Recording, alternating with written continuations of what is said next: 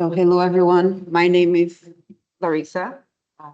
And as I said before, UCC. And today I'll be giving you an overview of one of the projects that we have in UCC. And since the Iliad Summer School is based in UCC, then it would be possibly a good way to show the projects that we are actually working on here that are related to digital twins. But before I start, I just want to know, and with a show of hands, who here works with uh, 3D modeling? Again, great. We have some people, photogrammetry as well. Yeah. What about sea level rise? Sea level rise, so coastal zones, I think two there. Great. And ocean modeling. Great. Okay. Nice. So we're gonna be talking a little bit about all these three topics, and it's nice to know what's the background here. So just to start, this is the project team. So the TACT is the name of the project that we are working here, Digital Environmental Technology for Enhanced Coastal Zone Management.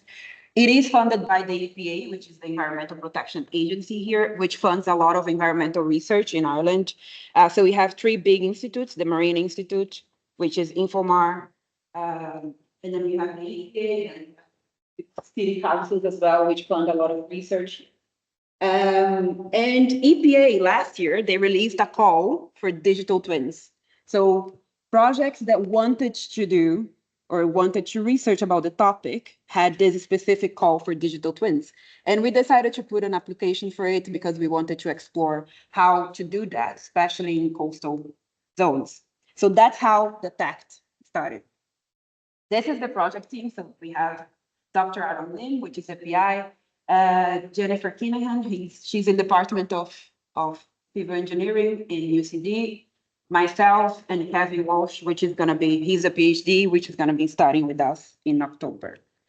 My background is seabed habitat mapping, 3D modeling of deep ocean. So for me, this project is like a transition between deep ocean to coastal zone. So now I'm leaving the water bit by bit and going to the beach environment, which is very interesting because now we have to consider urban settings and people and houses and, you know, more the social part instead of actually thinking about the corals and how, you know, people, yeah, deal with them. So this is kind of the project team. And then we have the background. So the importance of working on zone, especially here in Ireland. So you've seen the graph before, the Sustainable Development Goals, probably many times.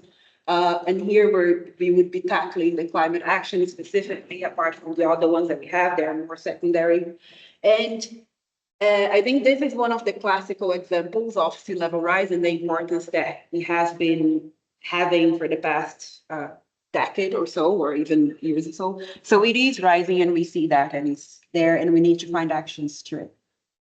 And because we are also in Ireland, the fact that we have the Greenland ice sheet plays a very important role for us because we're very close to any type of movements or any type of, you know, activities that happen, especially considering like melting, ice melting and everything. So we see here, for example, that the estimates for the ice mass change have been very, or they were very conservative at the beginning, and now they have become very pessimistic from the 2000s onward. And then this is only into 2028. So let's imagine how it is now, 2024. And then here we have the representative concentration pathways, which were released by the IPCC. And we see here that we have the historical records, observations, and then we have the projections. So worst case scenarios, which is business as usual. And then we have one more conservative, which would be the 4.5. So these things actually corroborate towards why we need to, you know, find technologies for digital twins, especially in coastal zones. And then when we think about Europe, as in how are we planning for sea level rise, and there is a variation in terms of how most countries in Europe are actually preparing for it. Some of them, they have specific measures. Some of them take different prediction intervals, different estimates. Most of them, for example, use the 2100 as the most common planning horizon. And then the sea level rising varies from 0 to 3, considering those two scenarios that we have. So even the standards that we are using to predict what would happen can vary within the Europe and some countries. And these predictions, they might lead to different measures to how we can actually apply mitigation actions for this. And then we're considering this Europe. I'm from Brazil, so like in Brazil, we are still considering, for example, we're still valuing the economy rather than actually mitigation actions. And I think that is very common for most of the developing countries as well. So in terms of Ireland, the reason why we're studying the coast is because 40% of the population here lives within 5 kilometers. And if you walk around UCC, you're going to see that the river crosses the whole city. And we have been having a lot of floods. We wanted to implement flood barriers in the city, so put walls to protect the river, and then that would change the whole landscape. Cork is a very touristic city, so a lot of people were opposing it. So there are a lot of things that are happening in Ireland to actually try to mitigate the issues that we have. And then on top of that, we also have that because of sea level rise and other factors, we are also dealing a lot with coastal erosion. So in some areas, there is an estimation that we might be losing 1 meter per year. But that's like for the whole country. When we actually consider the fine scale, then the problem is much more convoluted. So for example, here we have the Bay of Dublin, so Dublin Bay, and there was a study that actually investigated the coastal vulnerability, considering the technologies that we have nowadays. So for example, using drones and using photogrammetry, satellite data, which is the traditional way. So we see that the coastal vulnerability can actually vary a lot in a very small spatial interval. So some areas might face high vulnerability, and they might be very close to areas that are very low in vulnerability. So how us scientists can actually address that for policymakers, because I think that's the end goal for everyone here working in the projects at the end of the day.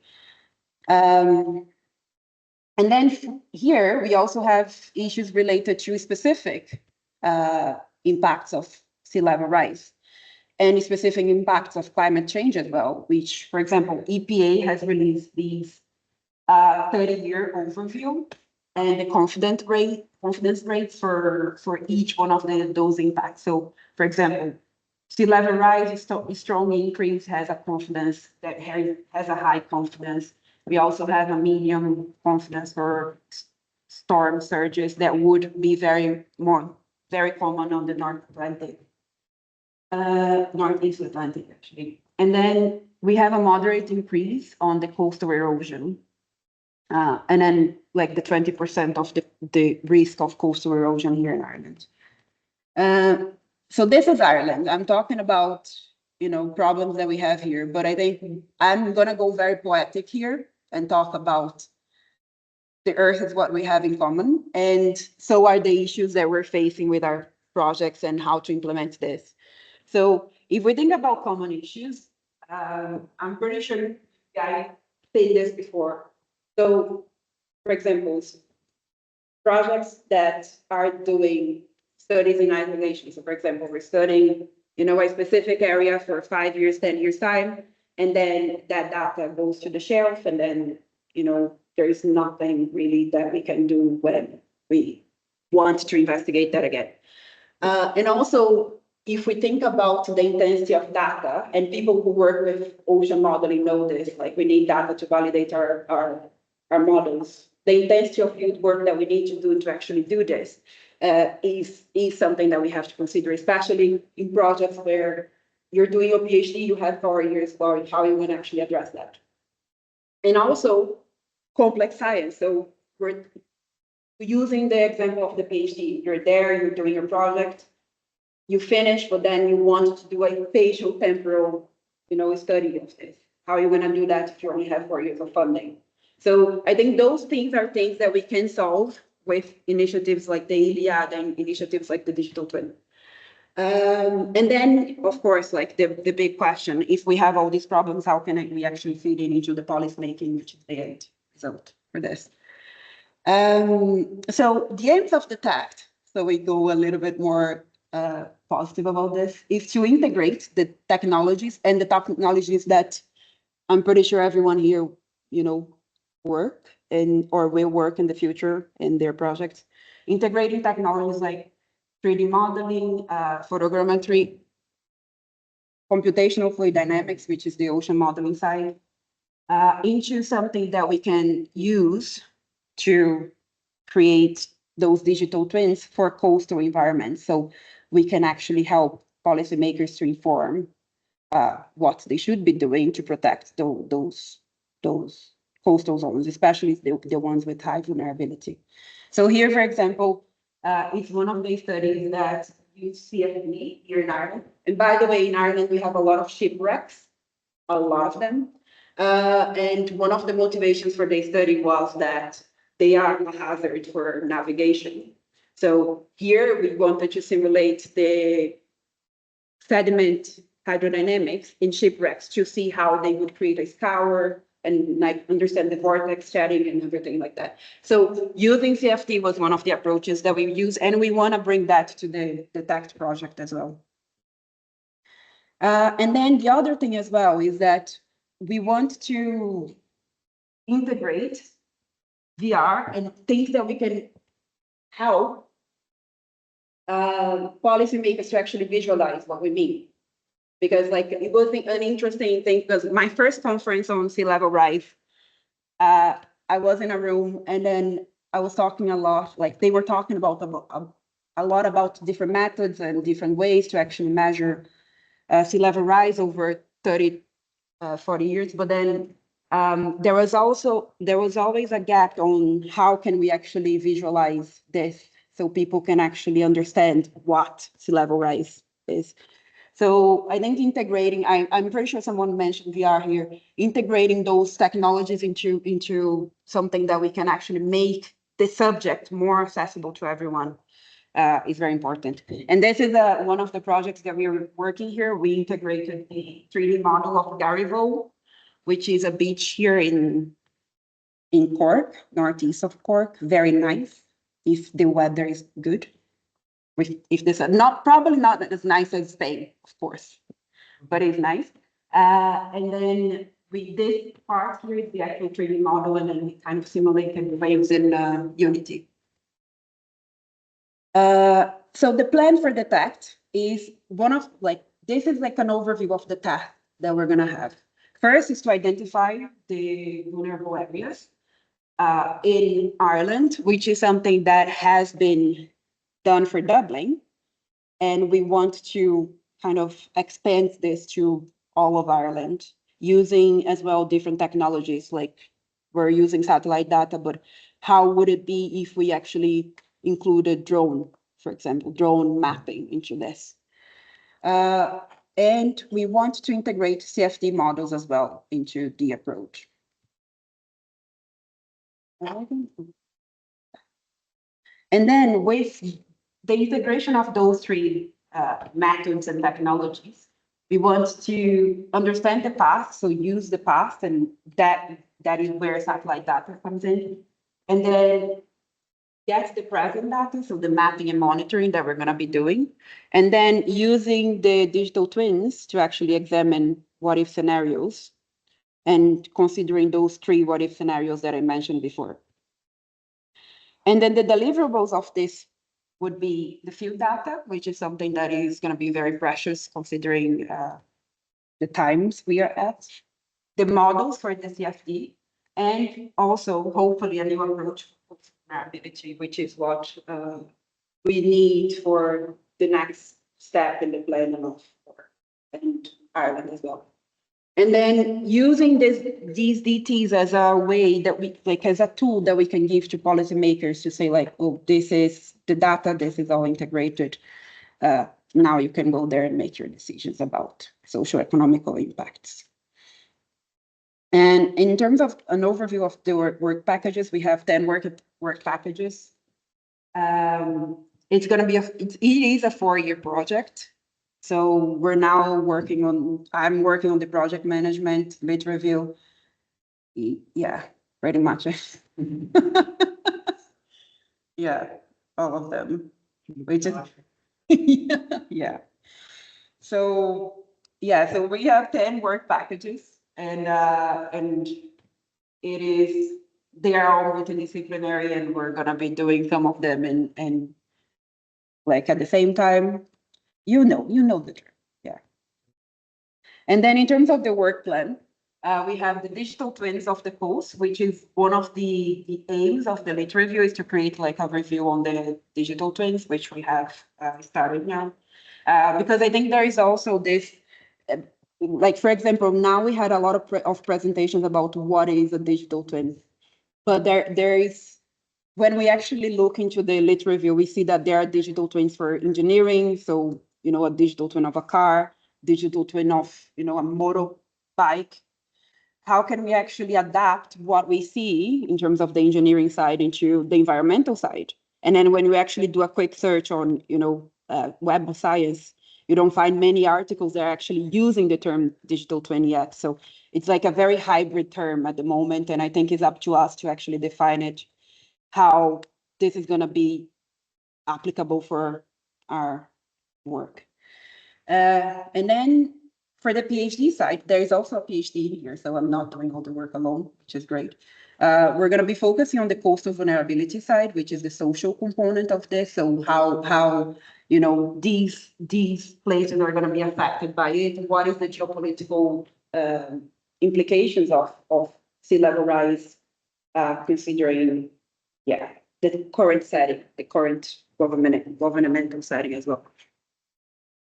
In the sea level rise conference that I went to, actually, there was a banker from one of the national banks in Ireland.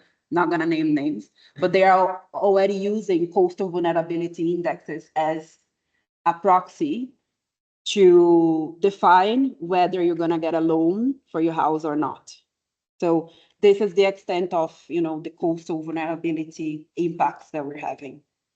And then in terms of the work package training, we're doing IUV licensing. I think,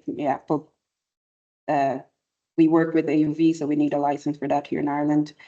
And then finding ways to derive with the spectrum bathymetry from drone mapping as well, which is something that is going to be very useful because we're going to be dealing with nearshore modeling as well. And the project management side. So in terms of site selection, that is going to come from the CVI index. And then we're going to be using those sites for the CFD modeling. And then we're going to integrate those with the bathymetry, current speeds, and wind direction. So we're going to try to create like a seamless mapping. That sounds all very optimistic. And then, field work and data processing, which is a work package on its own. And then the computational fluid dynamics. And there is going to be a slide just for that, because I think that's one of the parts that is going to be the most relevant here for you guys. So, like we have an approach for modeling. You guys know that modeling large sites requires a lot of data, a lot of information. So we decided to break this into components. So we're going to use a scaled approach for this. I'm working on scale 1, which is the 1 by 1 meter. So a very conservative approach, because we want to see what is the actual performance of the software that we're using. So right now I'm using OpenFOAM. I'm not sure if you guys, it's very nice. Very interesting. So we're going to see, we want to test the capacity of OpenFOAM to actually modeling these large, like small areas. So then we can actually progress to larger areas as well. So going to 100-meter grid and then going to the back shore, and then going to this is actually the first site. So here we're gonna try to be modeling how the ripples here actually move with the wind in a very short interval. And then for that, we created the DMs with the 3D data, and then we calculated the difference, and then we're trying to model that in OpenFOAM as well. So it's a very interesting exercise for now. And then we want to progress into larger scaling, which is the backshore integrated to the offshore. And then scale 5, which is the headland to headland. So that's going to be a big one. And I'm looking at Aisha because she's going to be working on the larger scale component. Sorry to put you on the spot. But like Aisha is also working on coastal modeling. So there is a synergy here between us, and I think that's going to be very great. And then after that, we have the what if scenarios, which is going to be the last component for this. So in terms of the what if scenarios, which I think is one of the key components here, we see that we're going to be using a lot of computational power here. So applications to the iCheck, which is the supercomputer here, are going to be necessary. And then using satellite data for context, and also, creating an input report for policymakers. EPA, which is the funder of our project, and has this very good priority, which is actually trying to turn the outputs of researchers into something that can be, in fact, used by researchers. And I think, by policymakers. And it's something that is a component that is very important, because for us, we're doing all the work. So there are 10 work packages there. But then when the project finishes, it's an extra layer of how to make it accessible to the policymakers for that. And one thing that I find very, very good, especially in this call, is that they have a group in their side that is working on turning applications created by researchers into something that policymakers can use. So it's like the bridge between them. So it doesn't create an extra work package, which is something that sometimes it can happen when we think about accessibility.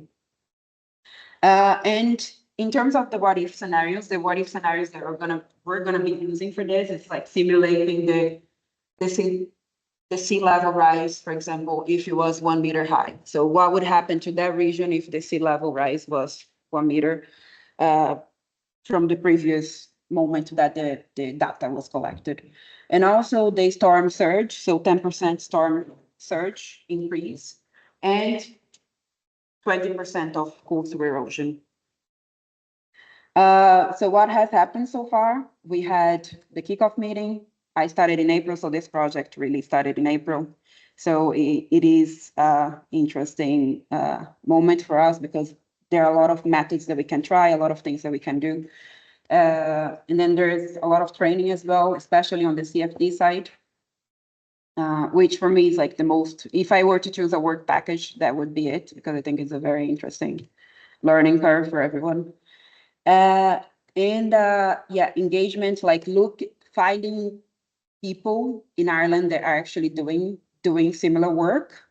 And also what is important here is making sure that, sometimes you're trying to create a digital twin, but you don't actually even know it.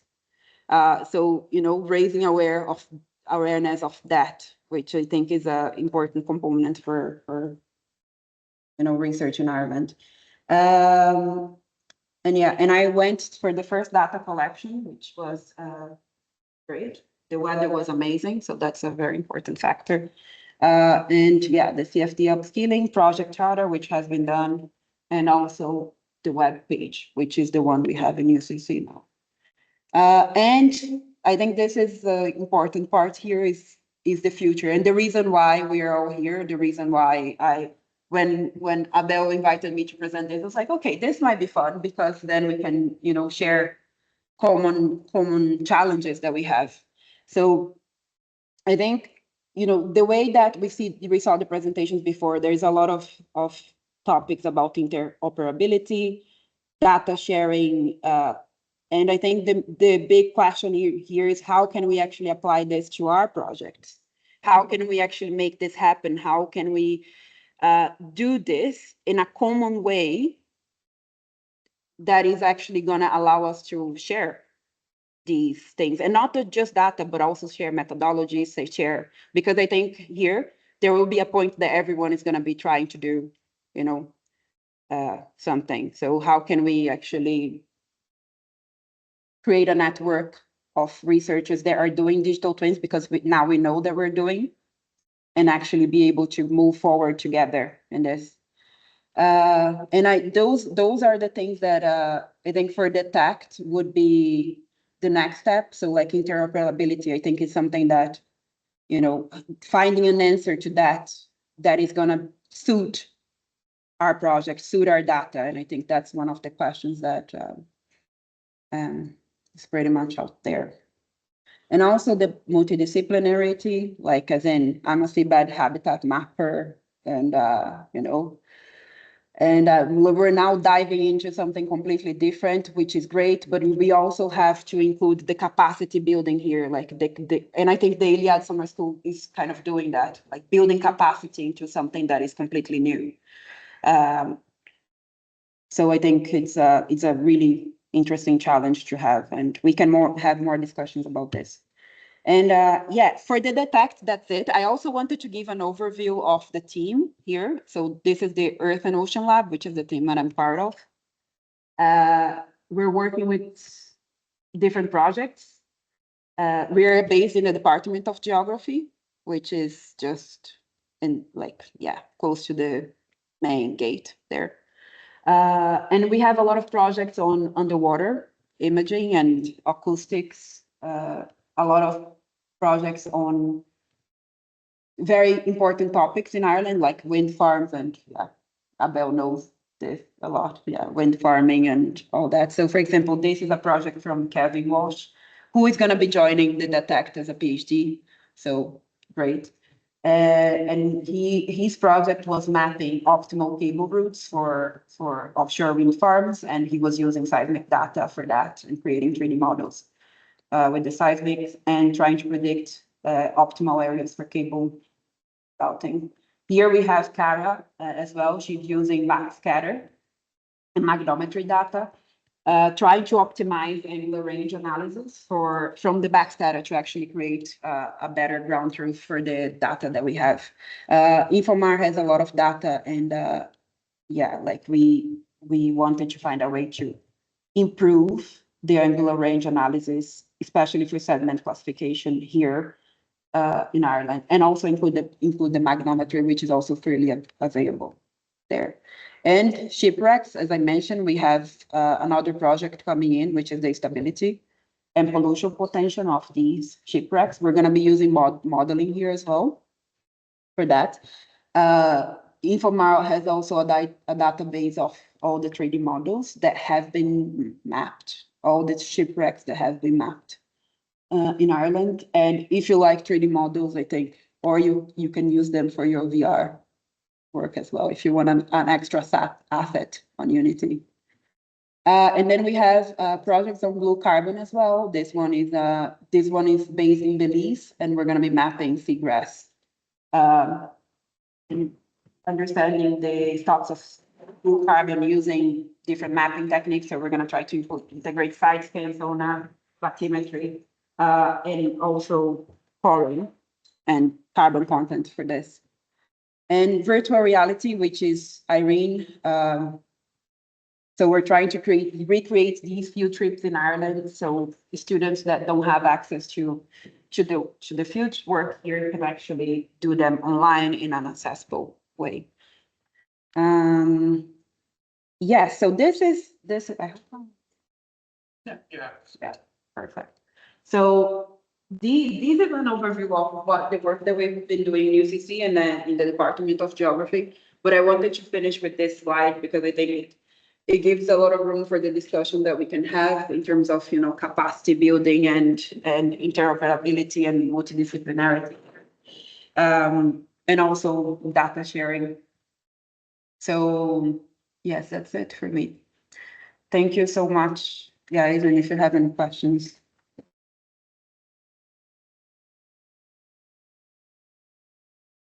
First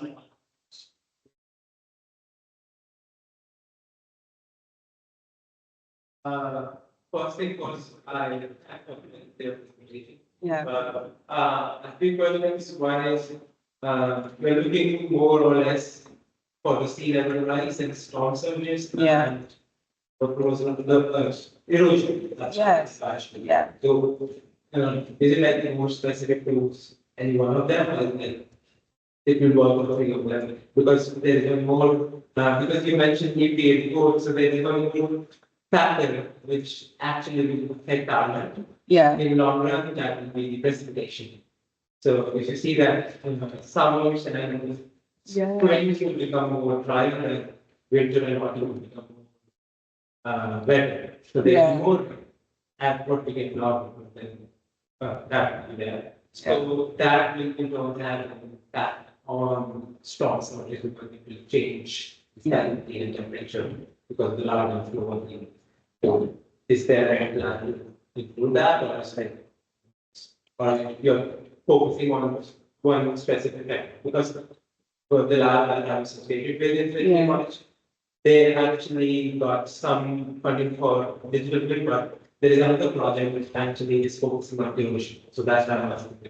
Mhm. Yes, definitely. Like right now for this project, we are focusing on the sea level rise coming from the shore, let's say. So we're not considering precipitation, but I do see a potential on spin-off projects where we will include this into the modeling because I think that's going to be very, very relevant, especially considering that the sediment will change in terms of viscosity when we're actually modeling this.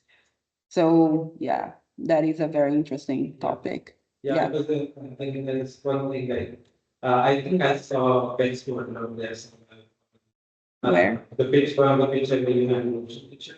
Yeah. Is it Wexford or something? Because if you are looking for some science, then there is one site in Wexford where there are standing examples, rapid erosions happening.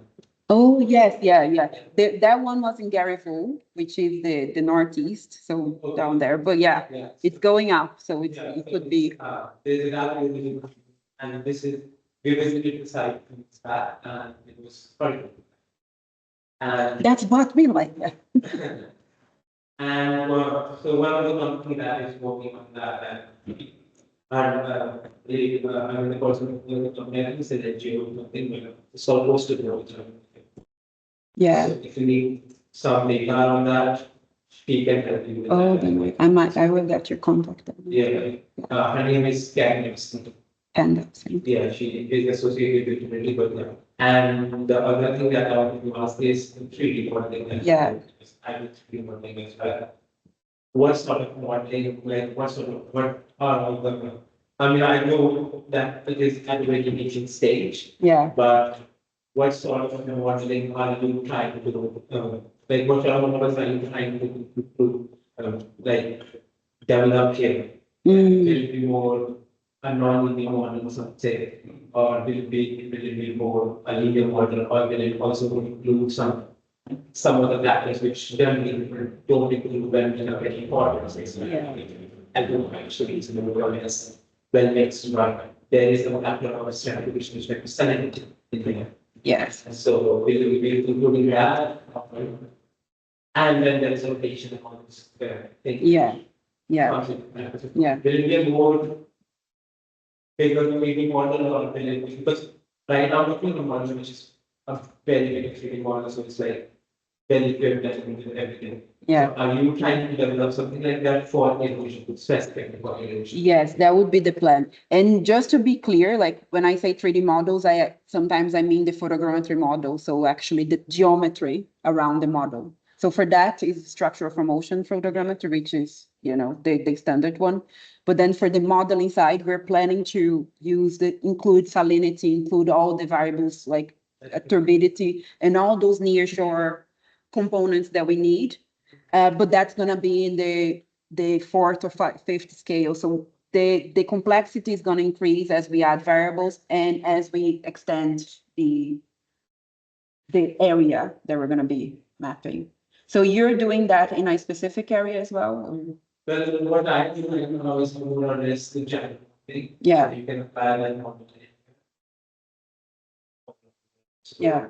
just by changing salinity or temperature and changing the latitudes. Yeah. So we have all those confidence. I can tell you the model actually it's written by who's supervisor, she's in good soul. So the model is also P. Oh, okay. It's one thing. Yeah. So it's a very well model. You can use it to study anything. So Yeah. like particular growth or Yeah, that could be a really good starting point as well. yes. So you can you can use it some. Yeah. And it could be all models.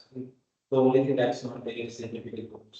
Otherwise, everything is in the Yeah. That's very good to know. yeah, That's useful. and then what much you say spatial temporal analysis, what do you mean by that? So we're looking to analyzing the areas every year and then trying to combine the rates of those changes. So try to get a rate of change and then trying to model that as well. That's really quite expensive because the same type of water as we see, it's not like the land, same type of water is not there to see. Maybe after 10 minutes, it's not there. Yeah. But yeah, it's a nice project. Actually. Yeah. There is like a scope of collaboration to talk to. There's a president about the switching last. Yeah. So, I will get to that name after, yeah. yeah. That could be interesting. They have recently got funding for it, but there are other people really able to build power or erosion and those structures. Yeah. It's a nice project. Thank you. That's great. Yeah. Yeah, this presentation, yeah. Now we know. I didn't know you before, and we are both in Ireland, so.